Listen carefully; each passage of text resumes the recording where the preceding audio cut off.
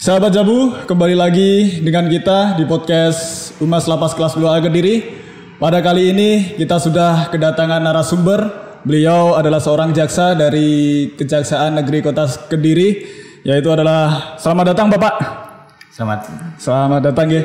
Terima kasih sebelumnya sudah diluangkan waktunya untuk datang ke Lapas Kelas 2A Kediri untuk memberikan informasi kepada masyarakat, khususnya keluarga dari warga binaan pemasyarakatan, untuk memberikan informasi-informasi yang informatif tentunya. Oke Bapak, mungkin bisa diperkenalkan dulu namanya dan mungkin sudah pernah berdinas di mana saja, sudah berapa lama untuk udah menjadi jaksa di ini Pak. Terima kasih. Perkenalkan, nama saya Sigit Artanto Jati, SMH. Saya berasal dari Jogja, tapi sekarang tinggal di Tulungagung, jadi tiap hari saya Tulungagung Kediri. Pulang pergi Pak? Pulang pergi tiap hari. Tiap hari ya? Saya kuliah S1 di UGM. Di UGM. S2 di UI. Di UI. Di UI dulu. Kemudian saya sudah 17 tahun kerja di kejaksaan, 15 tahun jadi jaksa. Awalnya tugas saya pertama kali di NTT, Nusa Tenggara Timur. Itu selama sekitar 6 tahun. 6 tahun. Kemudian saya pindah ke Tasikmalaya, Jawa Barat. Kemudian mendapat kesempatan kuliah di Jakarta di UI. Setelah itu di Kediri dari 2012 sampai 2012 sekarang. Hingga sekarang. Berarti tempat tinggal ada di Tulungagung ya? Ada di Tulungagung. Siap. Pulang pergi berapa jauh Pak sini? Tulungagung ya? 35 kilo. 35 kilo, 1 jam. Tapi sehat Bapak ya? Alhamdulillah sehat. Harus sehat. Udah vaksin ya? Sudah 2 kali. Sudah 2 kali. Tapi sebelumnya pernah konfirmasi COVID? Alhamdulillah. Tidak pernah? Tidak pernah. Sama kalau gitu. Mungkin Bapak, ini Bapak silahkan diminum terlebih dahulu. Terima supaya kasih. Relax. Adanya teh.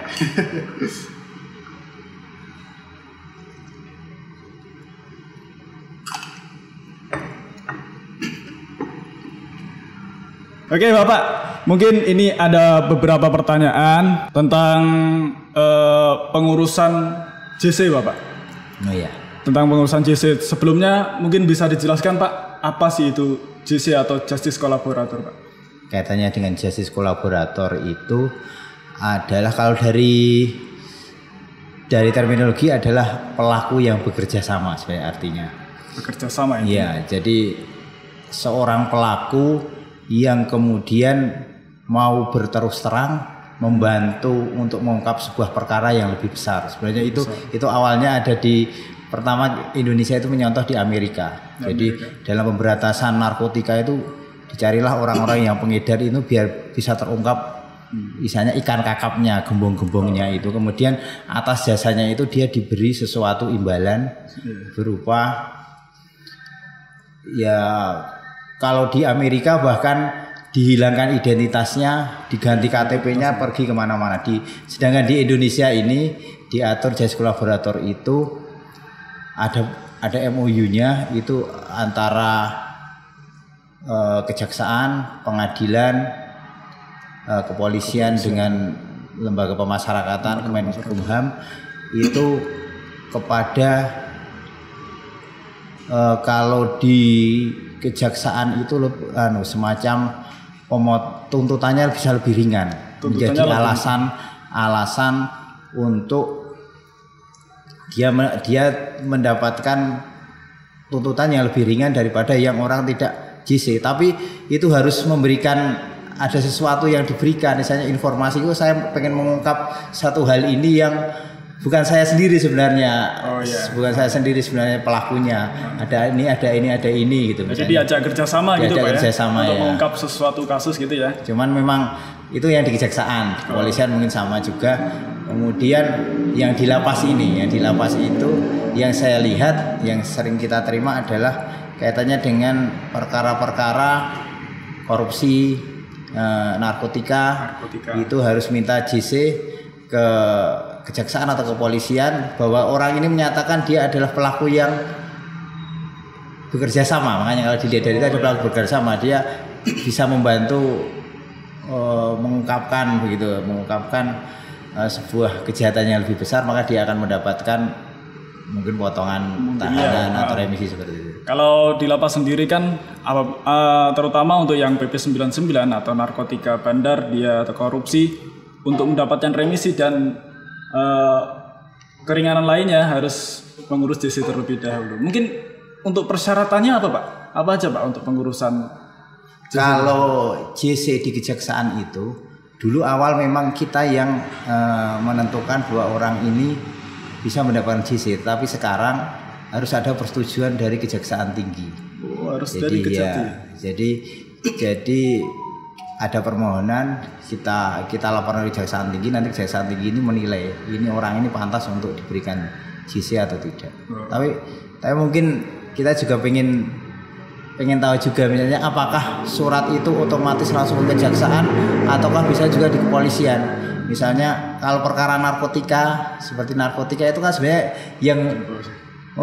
yang bisa mengungkap lebih besar itu kan sebenarnya di kepolisian, bukan di kejaksaan. Kalau di kejaksaan itu kan kita terima jadi dari kepolisian ke kita itu ya tinggal menyidangkan itu. Kaitannya ketika bisa mendapatkan, kalau istilah saya tadi, ikan kakap yang lebih besar, ini istilahnya pengedarnya atau apa, itu kan memang yang bisa menentukan JC itu kan dari kepolisian. Kalau perkara korupsi yang kita penyidiknya, ketika kita ada permohonan JC mudah itu. Jadi kita bisa menilai waktu persidangan itu dia membantu kita atau tidak, itu kan juga bisa. Berarti untuk pengurusan JC sendiri itu bisa di dua Pak ya, dua tempat ya, di kepolisian sama ke kejaksaan. Kalau dilihat dari pengertian pelaku yang bekerja sama bisa dua-duanya bisa ya. Cuma nanti misalnya mana yang diterima kan, apakah dari kepolisian atau kejaksaan. Nah, tapi ya itu gambaran kita kan, kalau mau mengungkap perkara narkotika ngirim JC ke kejaksaan kan kita juga kurang ini ya. Mengungkap kemana, maksudnya kita hanya taunya waktu persidangan itu dia membantu apa jujur atau tidak gitu kan, hanya sebatas itu. Tapi kalau kemudian ini kemudian kembali ke ruhnya pelaku yang bekerja sama tadi, itu mungkin lebih tepatnya di kepolisian. Nanti kepolisian bener ini ada barter timbal balik, saya ngasih sesuatu, nanti dia dapat keringanan. Untuk alurnya sendiri Pak, untuk pengurusannya, kalau kaitannya dengan JC itu ya yang biasa kita, kalau yang dalam ini ya, dalam proses penuntutan atau penyidikan, orang itu dia sendiri atau penasihat hukumnya menyatakan saya ingin JC, kemudian membuat surat permohonan pernyataan bahwa saya mau bersedia menjadi justice kolaborator, diserahkan kepada kejaksaan, kemudian kita akan ajukan ke pimpinan apakah disetujui atau tidak. Ini proses penuntutan. Kalau sudah eksekusi, biasanya kita dapat dari lembaga pemasyarakatan bahwa ada surat permohonan dari lapas. Yang biasanya keluarga sendiri kan datang ke kita untuk itu tadi, surat permohonan, lalu kita buatkan. Biasanya kita kasih dua untuk kepolisian sama kejaksaan. Seperti itu Pak. Mungkin, tapi untuk pengurusan JC sendiri itu gratis Pak ya? Gratis ya? Gratis. Jadi untuk masyarakat, untuk pengurusan JC atau justice kolaborator itu adalah gratis Pak ya? Gratis. Siap. Terus ini Pak, kemarin beberapa waktu lalu kita kan mengirim surat untuk MOU tentang overstaying. Itu bagaimana Pak? Sudah berjalan dengan baik atau sementara waktu masih ini ya? Alhamdulillah, dengan kaitannya dengan overstay itu memang problem kita dari dulu. Jadi sebenarnya kadang kita itu menunggu sebenarnya ini sudah terima, apalagi yang paling sering kita alami itu kalau sidang tipikor. Kan bukan maksudnya proses pengadilannya kan ada di Surabaya. Kalau misalnya yang pengadilan negeri di sini sih insya Allah lancar karena komunikasinya kan dekat. Jadi ketika ini tahanan belum, surat penahanannya belum ada, kita bisa kejar kan. Cuman kalau di tipikor itu kan kondisi jarak juga, terus ini sudah putusan tapi kemudian surat perpanjangan penahanan ini, apalagi misalnya ini putusan belum keluar petikan putusannya, atau kemudian kalau kita menyatakan banding atau kasasi, penahanannya belum ada. Dan itu merepotkan juga. Ini penahanan sudah selesai, tapi belum ada surat selembar pun.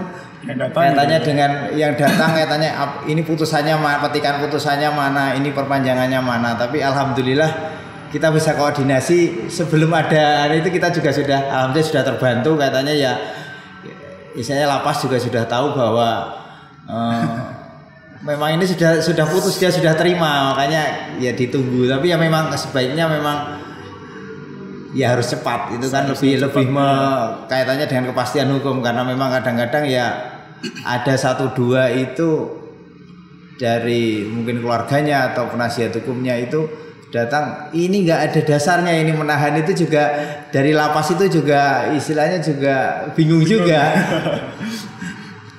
Makanya kalau kemudian ada MOU kaitannya dengan overstay itu, kita ya sangat bersyukur. Sangat bersyukur Pak ya, tentunya. Karena kan emang dari permasalahan dari dulu Pak ya, itu overstay itu ya di kita itu. Tapi bisa terjadi overstay itu karena emang apa Pak? Terjadinya overstay itu. Ya overstay itu ya kaitannya dengan itu, petikan putusan kita belum dapat. Kemudian mungkin kaitannya dengan penahanan dari PT belum turun, penahanan dari MA belum turun, belum diterima, tapi posisinya masih di lapas, itulah yang jadi. Tapi waktunya sendiri itu tidak bisa menentukan Pak ya, kapan turunnya itu. Ya, untuk putusannya ketika kita diminta dari lapas itu, ini kok belum ada petikannya, tapi ya kita ya terus berkoordinasi untuk bisa dapat itu.